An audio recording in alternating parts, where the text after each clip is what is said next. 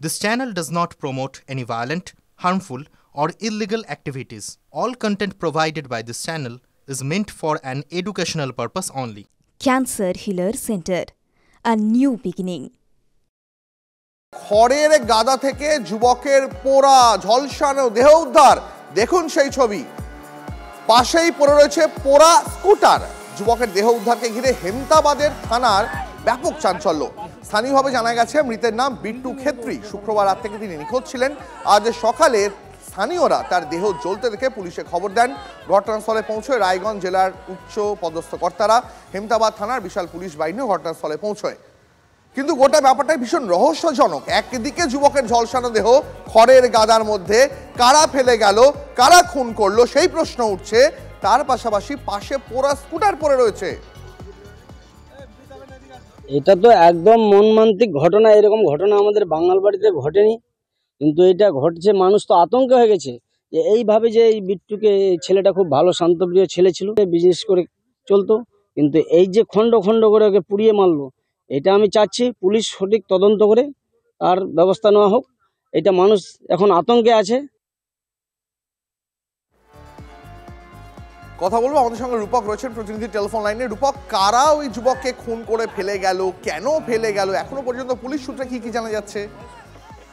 দেখো, পুলিশ কিন্তু ইতিমধ্যেই মৃতদেহ ময়না তদন্তের জন্য রায়গঞ্জ গভর্নমেন্ট মেডিকেল কলেজ হাসপাতালে পাঠিয়েছে, এবং যেহেতু অগ্নিদগ্ধ মৃতদেহ, সেই কারণে ডিএনএ টেস্টের ব্যবস্থা করা হচ্ছে। এটা কিন্তু পুলিশ সূত্রে আমরা জানতে পারছি। পাশাপাশি এই ঘটনায় যারা জড়িত রয়েছে তাদের খোঁজে কিন্তু ইতিমধ্যেই সিসিটিভি দেখে কিন্তু তল্লাশি অভিযান শুরু হয়েছে, এমনটা পুলিশ জানাচ্ছে। এই ঘটনায় কারা জড়িত রয়েছে, কিভাবে এই ঘটনা, সবটা কিন্তু এখন পুলিশি তদন্ত সাপেক্ষ। পুলিশ ঘটনার তদন্ত শুরু করেছে। বেশ রূপক, অনেক ধন্যবাদ তোমাকে। হলদিয়ার দিকে, তার কারণ হলদিয়ায় টাটা পাওয়ার প্রজেক্ট প্ল্যান্টে সেখানে ব্যাপক উত্তেজনা। ছবি দেখাবো আপনাদের।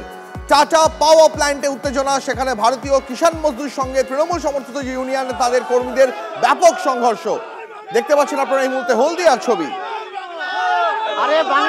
টাটা পাওয়ার প্রজেক্ট এলাকায় ভারতীয় মজদুর সংঘের সঙ্গে বচসা। তৃণমূল শ্রমিক সংগঠনের সদস্যদের ভারতীয় মজদুর সংঘের অস্থায়ী অফিস তৈরিতে বাধা দেওয়ার অভিযোগ। তৃণমূলের শ্রমিক সংগঠনের বিরুদ্ধে ভারতীয় মজদুর সংঘের কর্মীদের হেনস্থার করারও অভিযোগ উঠেছে।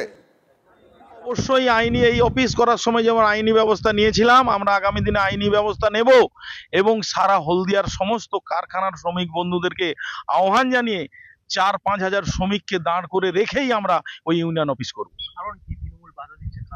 কারণ একটাই কারণ, যাতে তৃণমূল কংগ্রেস এর উপরে যাতে ভারতীয় মজদুর সংঘের যে প্রভাব হলদিয়াতে বাড়ছে, সেই প্রভাব যাতে না বাড়ে, সেটাই হচ্ছে ইসরার কারণ।